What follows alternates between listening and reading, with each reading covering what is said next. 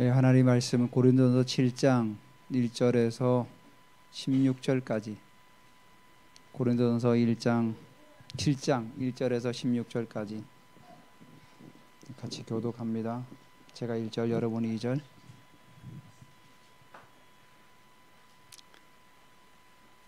고린도전서 7장 1절에서 16절까지입니다. 너희가 쓴 문제에 대하여 말하면 남자가 여자를 가까이 아니함이 좋으나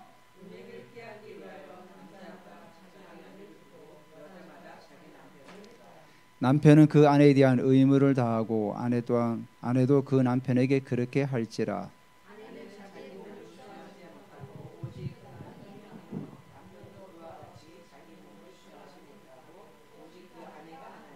서로 분방하지 말라. 다만 기도할 틈을 얻기 위하여 합의상 얼마 동안은 하되 다시 합하라. 이는 너희가 절제 못함으로 말미암아 사단이 너희를 시험하지 못하게 하려 함이라.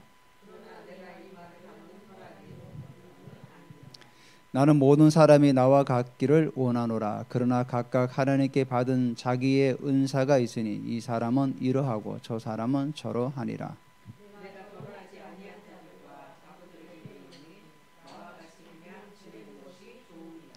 만일 절제할 수 없거든 결혼하라. 정욕이 불같이 타는 것보다 결혼한 것이 나으니라.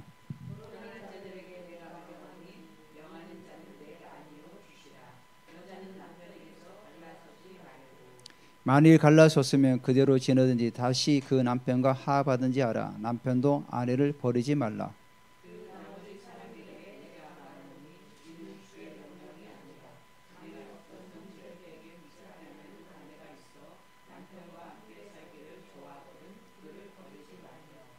어떤 여자에게 믿지 않는 남편이 있어 아내와 함께 살기를 좋아하거든 그 남편을 버리지 말라.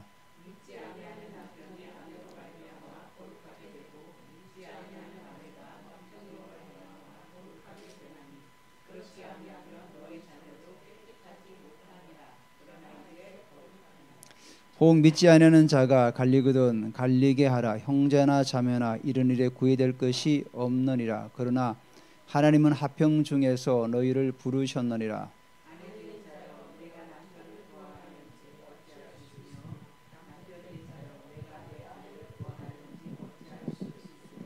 아멘. 예, 무더운 날씨 가운데 여러분들 건강에 잘 유념해서 또 생활하시기 바랍니다. 우리가 인생을 살아가다 보면은 한 부류의 사람은 어떤 파도가 치고 인생의 험난한 고난의 역경에 닥칠 때 그 앞에서 좌절하고 넘어지는 경우가 많이 있어요. 우리는 사람이다 보니까 그럴 수가 있죠. 근데 한 부류의 또 사람은 인생이란 파도가 다가왔을 때 그 파도 너머에 하나님께서 자기를 향하신 그 기대감과 또 어떤 그 바라는 바를 계획을 붙들고, 또 불신자들은 자신들의 어떤 야망과 비전이 있겠죠. 그걸 붙들고 넘어가는 사람들이 있어요. 그러니까 불신자들 가운데도 성공하는 사람들을 보면은 그런 고난과 역경 가운데서 그 역경의 너머에 있는 어떤 자신의 비전을 향해서 달려가는 분들이 많지 않아요? 자, 이러듯이 우리 신앙인도 마찬가지로 그렇게 살아가죠. 근데 우리가 그런 고난과 역경이라는 파도를 만나고 닥칠 때 거기에서 그 파도가 너무 크기 때문에 무너지고 좌절하기보다는 그 너머에 있는 하나님께서 하실 일들을 기대하면서 나아갈 때 하나님께서 우리를 향하신 그 계획들이 성취해 나아갈 수 있다는 거죠. 다윗이 골리앗이라는 거대한 산맥을 만났을 때 자기의 장애물로 생각하지 않았던 거죠. 그 너머에 하나님이 일하심을 바라봤죠. 그래서 너는 칼과 단창으로 내게 오지만 나는 만군의 여호와 이름으로 내게 나아간다. 그래서 그 골리앗이란 장벽을 뛰어넘어가죠.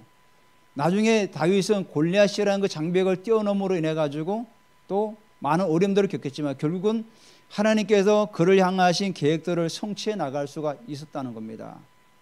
그렇기 때문에 우리 신앙인도 우리에게 현재의 어떤 그런 고난과 역경들을 눈앞의 것만 바라보지 마시고 그 너머에 일하시는 하나님을 기대하면서 나아가시기를 주님의 이름으로 축복합니다.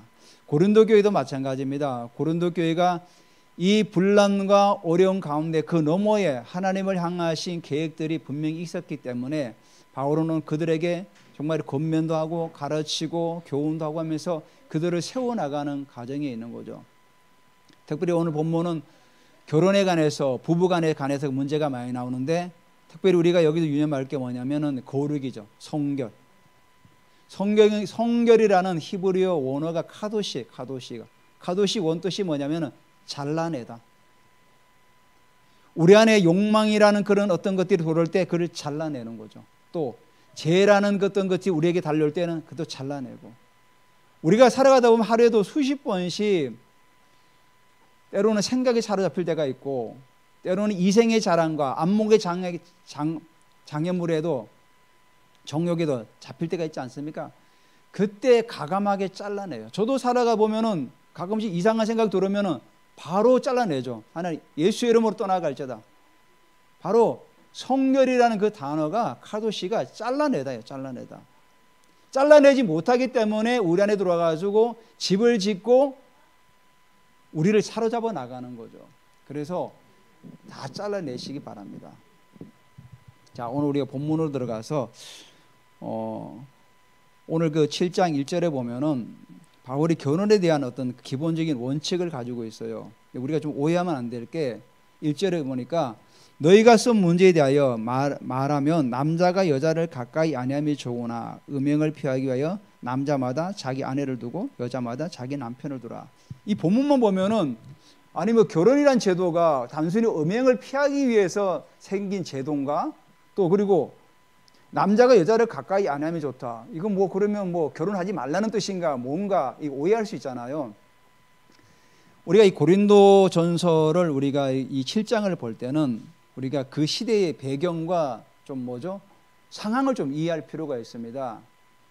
그러니까 바울이 고린도 전서를 기록할 때 고린도에 있는 사람들 당시에 어떤 그 문화가 어떤 문화가 또 있었냐면은 에피쿠로스 학파가 뭐냐면은 쾌락주의 아닙니까? 이들이 주장하는 게 뭐냐면은 사람은 물질로 연합되어 있다, 이루어져 있다. 그래서 이 물질이 분해되면 죽음이다. 근데 사람들이 죽음을 두려워하지 않습니까? 그러니까 죽음을 두려워하기 때문에 쾌락을 누릴 때 그 죽음을 극복할 수 있다. 이런 식으로 사람들을 많이 현혹하는 겁니다.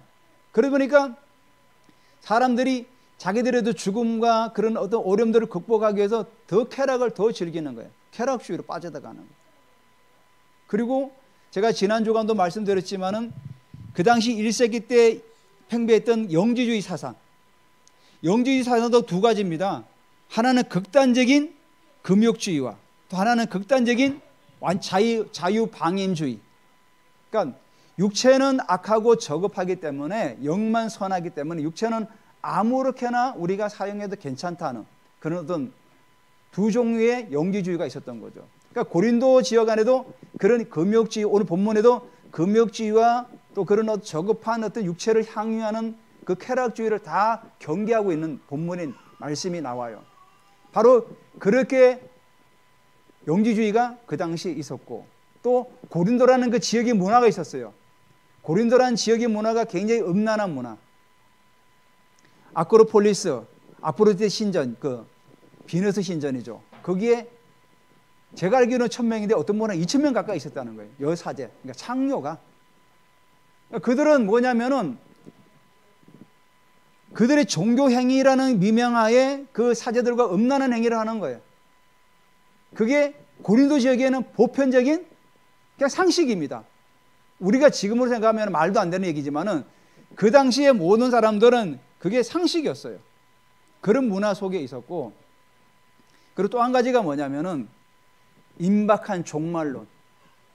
그러니까 바울의 그 내용을 보면은 말세 때는 이런 징조하면서 말세를 굉장히 강조만 해요. 그러니까 바울도 예수님께서 자기 생애에 주님이 오실 거라고 그렇게 믿고 있었어요. 그러니까 그 당시에 초대 교인들이 대부분이 주님이 자기들의 생애에 곧 오실 거라고 믿고 있었어요. 왜냐하면 예수님께서 내가 곧 올 것이다 이렇게 말씀하셨기 때문에 그들은 그 말씀을 곧이곧대로 금방 오실려나 보다. 그래도 마지막 예수님께서 승천하실 때 500명의 사람들이 보지 않았습니까? 그때 그 사도행전 1장에 보면은 너희가 본 그대로 곧 오실 것이다. 그러니까 1세기 때 임박한 종말론 그런 사상들이 팽배해져 있었어요. 그러니까 그런 상황 속에 있다 보니까 바울도 지금 이런 얘기하는 거죠. 남자가 여자를 가까이 하는 게 좋다. 왜냐하면 너무 음란하고 그런 문화 속에 있기 때문에 이제 그런 얘기하는 거고, 또 그리고 2절의 이 말씀도 여러분 그런 배경하에서 이해하면 쉽게 이해될 수 있겠죠. 음행을 피하기 위해서 남자나 여자를 두라, 이런 말이 결혼이라는 그 거룩한 제도를 폄하시키는 것이 아니라 그 당시의 사회적인 어떤 문화와 상황과 고린도 지역에 있던 그런 어떤 모든 상황들을 고려해서 이렇게 말씀하고 있는 거죠. 그러면서 제가 예전에 한번 책 하나 읽다가 이런 내용이 있어서 한번 정리를 해봤습니다. 결혼에 관해서 우리 물론 결혼 안 한 우리 지금 청년들 둘이 사람 있지 않습니까? 다른 분들은 다 결혼하셨는데 우리가 결혼에 대한 기본 원칙이 있는데 남자나 여자나 결혼의 한상을 버리시기 바랍니다. 특히 자매들은 이 남자를 생각할 때 우리 신앙인을 기준으로 보면은 신앙이 좋고 배려 많고 자상하고 이런 사람들을 원하지 않습니까? 근데 자매들이 생각하는 그 생각에 어떤 사람들은 최소한 10년, 20년을 살아야 자기보다 그 정도 되거든요. 그러니까 자매들은 그런 환상에서 깨어나야 됩니다. 특히 남자들은 또 뭐 어떡하죠? 예쁘고 날씬하고 결혼식장에 그 신부를 생각하면 너무 또 아름답고 이런 것만 생각한 거죠. 여러분 어떤 분이 그러더라고요. 외모는 6개월이면 끝난다. 외모를 가지고 살려면 6개월이면 끝난다는 거죠. 그래서 결혼 생활이라고, 연애는 생활이라는 말 안 쓰죠. 연애한다 그러지 연애 생활한다 그럽니까? 결혼은 생활이라는데 연애는 생활이 아닙니다. 그러니까 연애는 잠시 동안 그냥 만나면서 그냥 헤어졌다 하는 거지, 결혼은 생활이에요. 생활, 삶이라는 거죠. 현실이에요. 현실. 그래서 이 결혼에 대한 환상을 버리시기 바랍니다.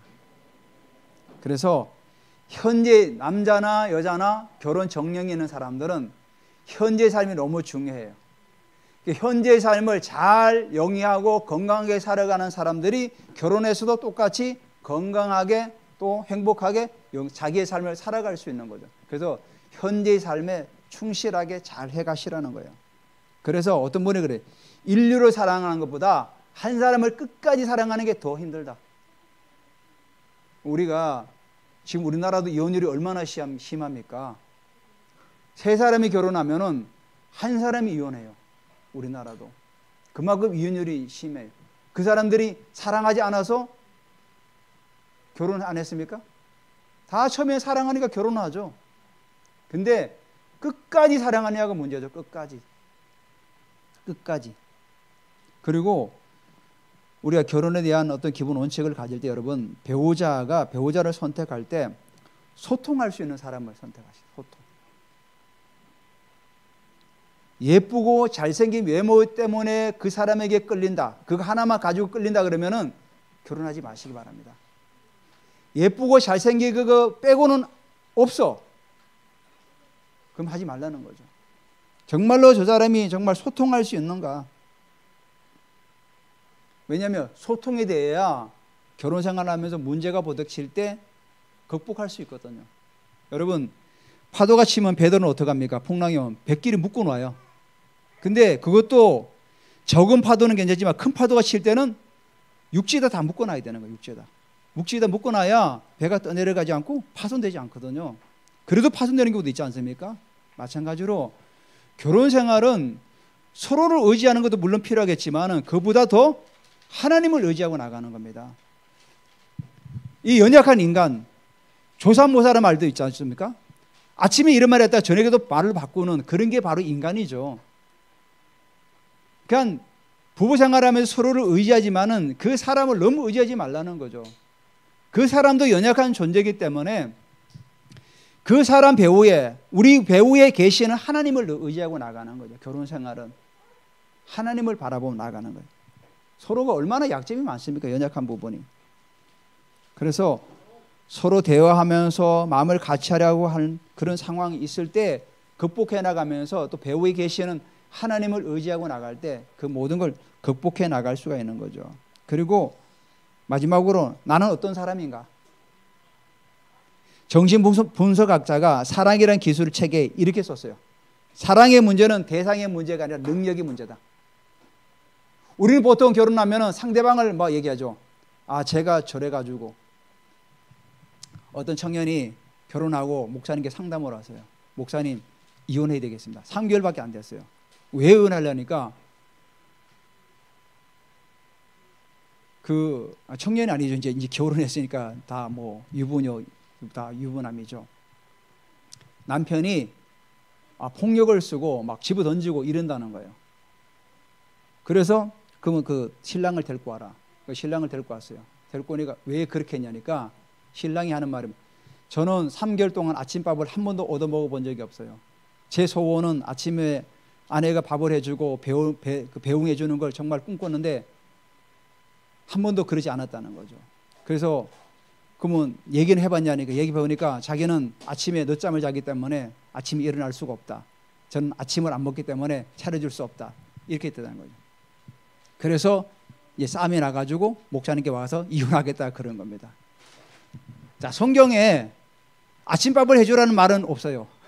그리고 아침에 늦잠 자고 남편 밥 해주지 말라도 없어요. 그럼 뭐죠? 서로 대화하고 합의점을 찾아 나가죠.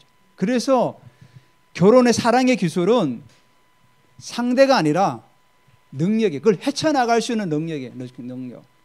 서로 대화하고 얘기하면서 해나가야죠. 제가 같이 일하는 사람이 있어요. 그 같이 일하는 그 전도사님은 아침을 자기가 챙겨 먹고 나와요. 자기가 아침에 밥을 해가지고 요리를 해가지고 애들 챙겨주고 그리고 자기가 출근해요. 그러면 아내는 뭐 하느냐? 성경책 읽고 아무것도 안 해요. 그러고 있대요. 그러면은 싸움이 날 거 아닙니까? 왜 밥을 안 차려주냐?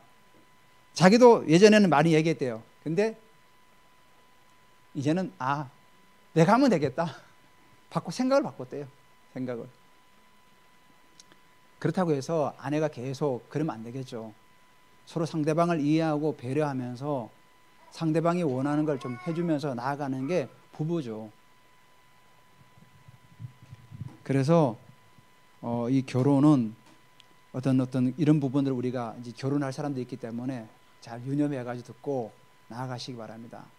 그러니까 먼저 신앙도 있어야 되지만은 신앙보다도 사람의 그 인격이라든지 그런 소통할 수 있는 사람인가를 잘 분별해서 보시고, 그리고 정말로 대화했을 때 대화가 되는가 이런 것도 잘 보시고, 외모나 그런 걸 보고 막 그게 끌리고 그게 전부라 그러면은 여러분 그 판단하는 것들이 올바르지가 않아요.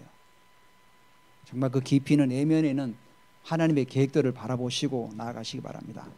자, 두 번째로 부부 생활의 교훈을 말하면서 바울이 3절에 남편은 그 아내에 대한 의무를 다하고 아내도 그 남편에게 그렇게 할지라 이렇게 말씀하고 있습니다. 이 의무가 뭐냐면 채무, 빚을 말하는 거예요. 그러니까 부부 스스로가 져야 될 의무가 있다는 거죠. 자, 여러분 1세기 때에 그 어떤 성경학자가 1세기 때에 그 여성들의 삶에 관한 그런 어떤 기록을 남긴 게 있어요. 거기 보면은 그 당시 1세기 때 여자분들은 제가 말씀드렸지만 인권이라는 게 없었어요. 권리라는 게 없었어요. 하나의 뭡니까? 거의 물건 취급했던 거죠. 그래서 그 당시에 우리가 영화에 보듯이 연애교련 그런 게 거의 없습니다. 부모가 정해서 그냥 가면 끝나는 거예요. 그리고 남편하고 아내의 어떤 그 사이도 아버지와 딸, 삼촌과 조카 그런 관계예요. 동등하지가 않아요. 동등하지가 않아요. 우리가 지금 보면은 이상하지만 그 당시에는 그랬어요. 남편이 아내를 마음대로 할 수 있었던 거죠. 그러니까 그러다 보니까 애정이라 이런 관계가 거의 없는 경우가 많았죠. 그래서 바울이 3절에 남편은 그 아내에 대한 의무를 다하고 아내도 그 남편에게 그렇게 할지라 이렇게 말씀하고 있는 거예요. 서로 간에 남편은 남편대로의 의무를 다하고 아내는 아내대로의 의무를 다하라. 그 당시에 이 말은 사실 굉장히 파격적인 말이에요. 남편이 모든 권리를 가지고 있는데 바울은 아내도 의무를 다하고 남편도 의무를 다하라는 거예요.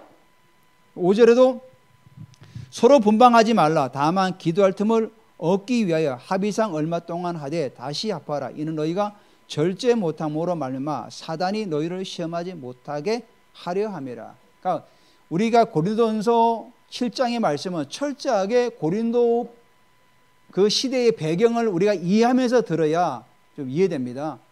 물론 오늘날도 우리에게 주시는 말씀은 있죠. 우리가 거룩하게 되고 혼인을 귀하게 여기게 되고 상대를 배려해야 되고 그 의무를 다해야 되고, 물론 그런 것도 일반적인 우리가 교훈도 있지만은 이 본문의 말씀은 고린도의 그 배경을 우리가 이해하면서 들을 때 좀 더 이해가 쉽게 될 수 있습니다. 여기도 뭐냐면은 그 분방하지 말라는 것도 뭐냐면은 어떤 굉장히 고난을 말하는 거예요. 그러니까 부부 생활에 어떤 그 틈을 주면은 사단이 침투하기 때문에. 왜냐하면 고린도란 지역에 눈만 뜨고 나가면은 뭐 자신의 남자들은 욕구를 해결할 수 있는 것들이 굉장히 많거든요. 그래서 분방하지 말라는 거예요, 바울은. 지금 우리가 보면은 뭐 말이 안 되는 얘기 같죠. 근데 그 당시가 바로 이런 어떤 문화적인 배경이 있기 때문에 그렇게 하지 말라는 거예요.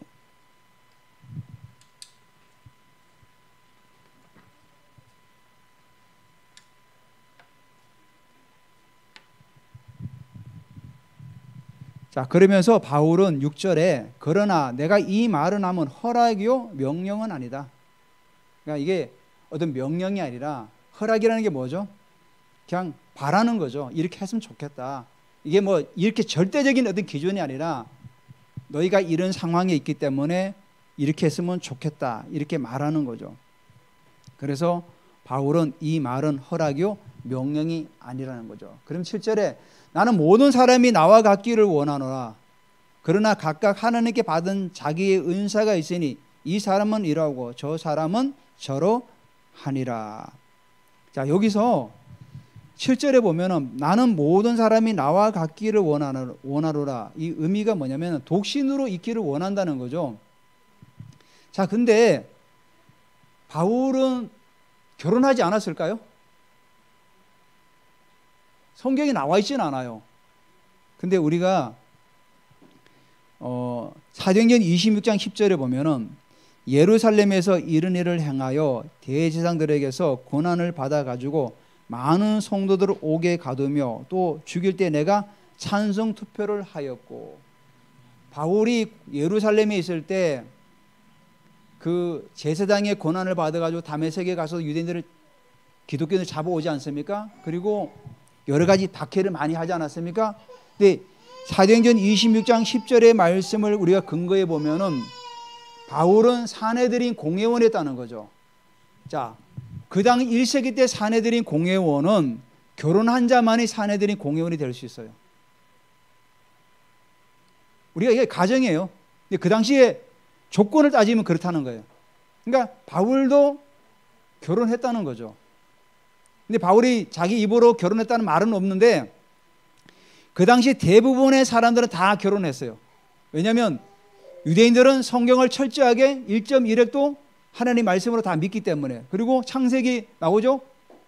결혼한 제도가 나오지 않습니까? 그러니까 대부분의 사람들은 거의가 90%는 다 결혼했다는 거죠. 근데 아마도 바울이 아내가 먼저 떠난 것 같아요. 상처를 한 것 같아요. 먼저 떠났기 때문에. 그래서 실제로 나는 모든 사람이 이제 아내가 떠났기 때문에 그냥 혼자 살면 괜찮다. 그렇게 살아난 거죠. 그러면서 8절부터 16절까지가 이제 세 부류 사람들이 나와요. 뭐냐면 첫 번째가 내가 결혼하지 아니하는 자들과 가부들, 그러니까 결혼하지 않은 사람들과 또 결혼했지만은 남편을 먼저 보냈거나 또 아내를 먼저 보냈는 사람들에게 이르노니 그냥 지내는 게 좋다. 왜냐하면 이 본문의 배경에도 임박한 종말론이라는 배경을 가지고 봐야 우리가 이해됩니다. 그래서 그냥 어차피 주님 오실 거니까 그냥 혼자 지내는 게 낫다. 왜냐하면 더 힘들게 어렵기 때문에 그냥 혼자 지내는 게 낫다. 그러면서 9절에 조건은 달았죠. 만일 절제할 수 없거든 결혼하라. 종욕이 불가짓하는 것보다 결혼하는 것이 나으니라. 그러니까 웬만하면은 나처럼 독신으로 지내는 게 좋은데 만약에 종욕이 불같이 이르면 결혼해라, 재혼해라 이런 의미죠. 하지만은 이 본문의 배경에는 주님이 곧 오시기 때문에 그냥 그냥 혼자 지내는 게 낫다. 그래야 주의를 하는 게 더 편하다. 그렇게 지금 말씀하고 있는 거죠. 자, 그 두 번째는 결혼한 자들에게 내가 명하노니 명하는 자는 내가 아니요 주시라. 그러니까 주님께서 성경의 말씀대로 결혼한 자에게 명령한 거죠. 여자는 남편에게서 갈라서지 말고 만일 갈라섰으면 그대로 지내든지 다시 그 남편과 화합하던 자라. 남편도 아내를 버리지 말라. 이 말씀 뭡니까? 결혼했으면은 걔도 살라는 거죠. 헤어지지 말고. 성경에도 분명히 말씀하고 있죠. 하나님께서 합한 것을 사람이 나누지 못할 거라고. 결혼했으면은 둘이서 어찌지고 볶든지 간에 대화하고 극복하고 나아가라는 거죠. 여러분 결혼생활 하면서 여러분 고운정만 있는 사람들이 이혼하기 더 쉽습니다. 왠지 아십니까? 고운정, 미운정을 다 겪은 사람이 더 오래 가요. 왜 그런지 아십니까? 고운정 있을 때 좋은 점만 보지 않습니까? 근데 나쁜 점 보면은 힘들어지는 거죠. 근데 고운정, 미운정 다 겪은 사람들은 미운정이 될 때 그걸 극복해 나가고 헤쳐나갈 수 있는 어떤 능력이 있었던 거죠. 그래서 쉽게 헤어지지 않는 거죠. 근데 고운정만 든 사람들은 좀 힘들면은 떠나는 거죠. 그래서 부부 생활은 치지고 볶든지 어렵든지 믿음으로 하나님께서 주신 가정이기 때문에 극복해 나가는 능력을 가지는 거죠. 그 능력이 어디서 나옵니까? 주님께서 우리에게 주셨기 때문에 내게 능력 주신 자리에서 내가 모든 걸 할 수 있다는 그 믿음을 가지고 나아가는 겁니다. 그래서 결혼한 분들은 헤어지지 말고 주님 오실 때까지 끝까지 나가는 겁니다. 자, 12절부터는 이제 여기 다른 부류의 사람들을 말씀하고 있는데 그 나머지 사람들에게 내가 말하노니 이는 주의 명령이 아니라 만일 어떤 형제에게 믿지 아니한 아내가 있어 남편과 함께 살기를 좋아하거든 그를 버리지 말며 어떤 여자에게 믿지 않는 남편이 있어 아내와 함께 살기를 좋아하거든 그 남편을 버리지 말라. 자, 고린도 교회에서 이제 바울이 개척해서 성도들이 모이기 시작했지 않습니까? 근데 결혼한 사람인데 남편만 예수를 믿고 교회를 들어왔어요. 그래서 이 남편은 예수 믿고 성장해 나가. 근데 아내는 아직 예수를 믿지 않아요. 그럼 어떻게 해야 돼요? 성경에는 믿지 않는 자와 멍에를 같이 매지 말라고 그러는데 그럼 헤어져야 되냐? 이거 아니라는 거죠. 여기 뭐라고 그랬습니까? 자, 만일 어떤 형제에게 믿지 않는 아내가 있어. 자, 자기는 먼저 믿어서 이제 하나님 자녀가 되었는데 믿지 않는 아내가 있어서 남편과 함께 살기를 좋아하거든 그를 버리지 말라는 거예요. 버리지 말라. 그냥 살아라 같이. 네가 예수 믿었다고 해서 그 아내가 믿지 않는다고 해서 버리지 말라는 거죠.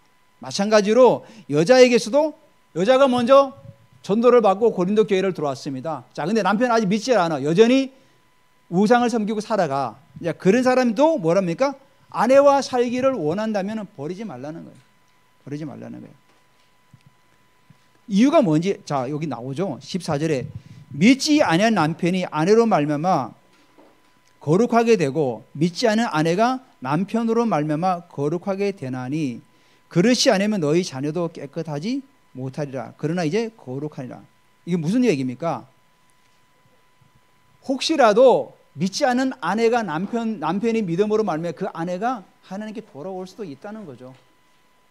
그래서 일단 가정을 꾸리고 누가 먼저 예수를 믿었으면은 그 가정을 잘 보존하고 나아가라는 그런 의미를 우리에게 말씀하고 있는 거죠. 그러므로 말미암아 우리가 거룩해질 수 있다는 거죠. 그래서 혹시 15절에 혹 믿지 아니하는 자가 갈리거든 갈리게 하라. 형제나 자매나 이런 일이 구애될 것이 없느니라. 자, 한 사람은 예수 믿고 한 사람은 믿지 않았어요. 근데 그 사람은 원해. 갈라지기를 원해. 나는 정말 헤어지기를 원한다. 그러면은 이런 일에 구애될 것이 없다는 거죠. 갈리게 하라는 거죠. 근데 바울은 15절에 중반에 보면 뭐라고 합니까? 그러나 그러죠. 그러나 하나님은 합형 중에서 너희를 부르셨느니라. 아내 된 자여 내가 남편을 구원할지 어찌 알 수 있으며 남편 된 자여 내가 내 아내를 구원할지는 어찌 알 수 있으리요. 이 말씀도 결국은 뭡니까? 웬만하면 헤어지지 말라는 거죠. 여기 그러나 있잖아. 반대잖아. 그러나 하나님은 합형 중에 너희를 부르셨기 때문에 아내 된 자여 내가 남편을 구원할지 어찌 알 수 있냐. 남편 된 자도 마찬가지라는 거죠. 그러니까 가능하면 헤어지지 말라는 거죠. 여기 마지막 세 번째 이 말은 처음에 결혼한 자들, 또 결혼했지만 상처를 받아서 상처를 입어서 먼저 떠나보낸 사람들, 또 그 외에 먼저 믿은 사람들 다 얘기하고 있죠. 그래서 가능하면 먼저 떠나보냈으면 혼자 살아라. 주님을 섬기기 더 좋고, 또 결혼한 사람들은 갈라서지 말고 주 안에서 또 가정을 꾸려나가고 잘 세워나가라. 그리고 마지막으로 또 한 사람 믿고 한 사람 믿지 않았는데 그러면 그 가정을 어떻게 하느냐? 그래도 헤어지지 말고 기다리고, 왜냐하면 남편으로 말미암아서 거룩해질 수 있고, 또 하나님은 합평 중에도 일하시기 때문에 너희를 부르셨기 때문에 아내나 남편을 통해서 또 구원할 수가 있기 때문에 가능한 한 헤어지지 말라는. 결국은 뭐냐면 오늘 우리에게 주신 말씀은 상처를 받아도 헤어져서 뭐 또 미리 떠나보냈다면은 어쩔 수 없는 상황이지만은, 그래도 뭐 정욕 때문에 힘들다면은 재혼하지, 한번 가정을 꾸렸다 그러면은 그 가정을 무너뜨리지 말고 끝까지 가라. 그래서 제가 아까 정신분석학자가 말했듯이 사랑의 기술은 상대방이 아니라 능력이라는 거죠. 헤쳐나갈 수 있는 능력. 서로 배려하고 이해하고 그러면서 가정을 세워나가는 거죠. 그래서 가정에는 부부간에 서로는 정답이 없습니다. 저도 예전에 결혼 생활하면서 뭐 저의 부족함도 있고 또 아내의 부족함도 있지 않습니까? 그런 거 보면 좀 힘들었는데 가끔씩 그래요. 저희 아내가 제가 이게 얘기를 하면은 그 보는 사람이 먼저 하는 거야 그래요. 그래서 그 맞구나. 그래, 뭐 보는 사람이 먼저 하는 거야. 보는 사람이. 물론 저도 그것 때문에 뭐 얘기도 했지만은 맞아. 보는 사람이 먼저 하는 거야. 여러분, 아내나 남편이나 부족한 게 보이면은 먼저 하는 겁니다. 먼저 하고 먼저 해주는 거예요. 그게 바로 서로가 배려하고 이해해주고 나아갈 때 가정이 잘 세워져 나가는 거예요. 그러니까 여러분도 나중에 또 우리 결혼할 수 있는 우리 정년기는 청년들이 있잖아요. 여러분도 그렇게 살아가는 거예요. 어떻게 20년 몇 년 동안 따로 살다가 만나는데 어떻게 성격이 맞을 수가 있어요? 다 틀리는 거죠. 그러니까 서로를 이해하고 배려하고 해나가는 거죠. 가장 중요한 거는 정말로 우리가 대화가 되느냐, 소통이 되느냐가 중요한 거죠. 얼굴이 예쁘고 잘생기게 중요한 것이 아니라 정말로 내가 저 사람하고 대화했을 때 대화가 통할 수 있는 사람인가, 그걸 먼저 보라는 거죠. 신앙을 보면서.